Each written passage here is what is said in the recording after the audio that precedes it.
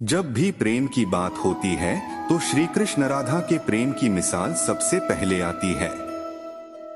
राधा श्री कृष्ण के प्रेम को जीवात्मा और परमात्मा का मिलन कहा जाता है।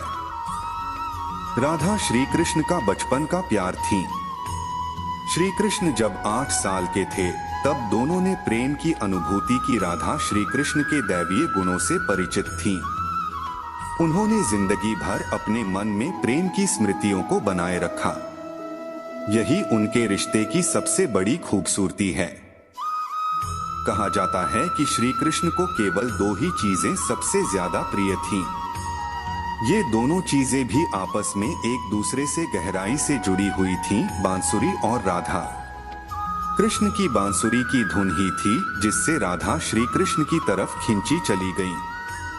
राधा की वजह से श्री कृष्ण बांसुरी को हमेशा अपने पास ही रखते थे।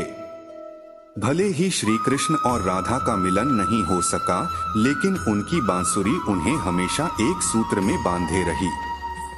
श्री कृष्ण के जितने भी चित्रण मिलते हैं उनमें बांसुरी जरूर रहती है। बांसुरी श्री कृष्ण के राधा के प्रति प्रेम का प्रतीक है। वैसे तो राधा से जुड़े कई अलग अलग विवरण मौजूद हैं, लेकिन एक प्रचलित कहानी नीचे दी गई है। भगवान श्री कृष्ण से राधा पहली बार तब अलग हुई जब मामा कंस ने बलराम और कृष्ण को आमंत्रित किया। वृंदावन के लोग यह खबर सुनकर दुखी हो गए। मथुरा जाने से पहले श्री कृष्ण राधा से मिले थे। राधा कृष्ण के मन में चल रही हर गतिविधि को जानती थी। राधा को अलविदा कह कृष्ण उनसे दूर चले गए। कृष्ण राधा से ये वादा करके गए थे कि वो वापस आएंगे, लेकिन कृष्ण राधा के पास वापस नहीं आए। उनकी शादी भी रुक्मिणी से हुई। रुक्मिणी ने भी श्री कृष्ण को पाने के लिए बहुत जतन किए थे। श्री कृष्ण से विवाह के लिए वह अपने भाई रुक्मी के खिलाफ चली गई। राधा की तरह वह भी श्री कृष्ण से प्यार करती थी। रुक्मिणी ने श्री कृष्ण को एक प्रेम पत्र भी भेजा था कि वह आकर उन्हें अपने साथ ले जाएं। इसके बाद ही कृष्ण रुक्मिणी के पास गए और उनसे शादी कर ली। कृष्ण के वृंदावन छोड़ने के बाद से ही राधा का वर्णन बहुत कम हो गया। राधा और कृष्ण जब आखिरी बार मिले थे तो राधा ने कृष्ण से कहा था कि भले ही वो उनसे दूर जा रहे हैं, लेकिन मन से कृष्ण हमेशा उनके साथ ही रहेंगे। इसके बाद कृष्ण मथुरा गए और कंस और बाकी राक्षसों को मारने का अपना काम पूरा किया। इसके बाद प्रजा की रक्षा के लिए कृष्ण द्वारका चले गए और द्वारकाधीश के नाम से लोकप्रिय हुए। जब कृष्ण वृंदावन से निकल गए तब राधा की जिंदगी ने अलग ही मोड़ ले लिया था। राधा की शादी एक यादव से हो गई। राधा ने अपने दाम्पत्य जीवन की सारी रस्में निभाई और बूढ़ी हुई, लेकिन उनका मन तब भी कृष्ण के लिए समर्पित था। राधा ने पत्नी के तौर पर अपने सारे कर्तव्य पूरे किए। दूसरी तरफ श्री कृष्ण ने अपने दैवीय कर्तव्य निभाए। सारे कर्तव्यों से मुक्त होने के बाद राधा आखिरी बार अपने प्रियतम कृष्ण से मिलने गई। जब वह द्वारका पहुंची तो उन्होंने कृष्ण के रुक्मिणी और सत्यभामा से विवाह के बारे में सुना, लेकिन वह दुखी नहीं हुई। जब कृष्ण ने राधा को देखा तो बहुत प्रसन्न हुए।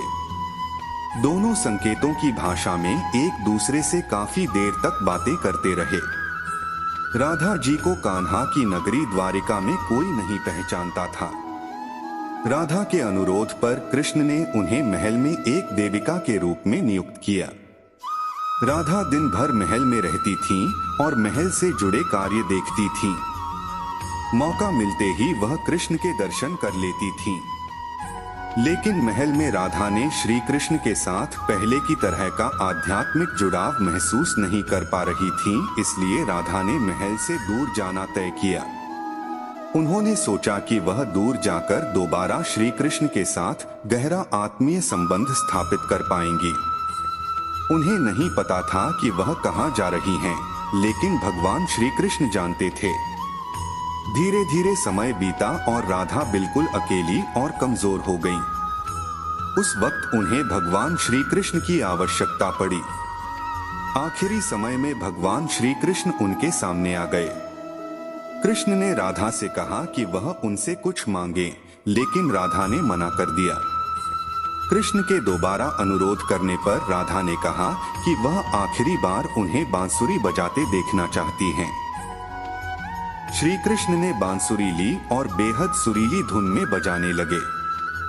श्री कृष्ण ने दिन रात बांसुरी बजाई, जब तक राधा आध्यात्मिक रूप से कृष्ण में विलीन नहीं हो गई। बांसुरी की धुन सुनते सुनते राधा ने अपने शरीर का त्याग कर दिया। हालांकि भगवान कृष्ण जानते थे कि उनका प्रेम अमर है, बावजूद वे राधा की मृत्यु को बर्दाश्त नहीं कर सके। कृष्ण ने प्रेम के प्रतीकात्मक अंत के रूप में बांसुरी तोड़कर झाड़ी में फेंक दी। उसके बाद से श्री कृष्ण ने जीवन भर बांसुरी या कोई अन्य वादक यंत्र नहीं बजाया।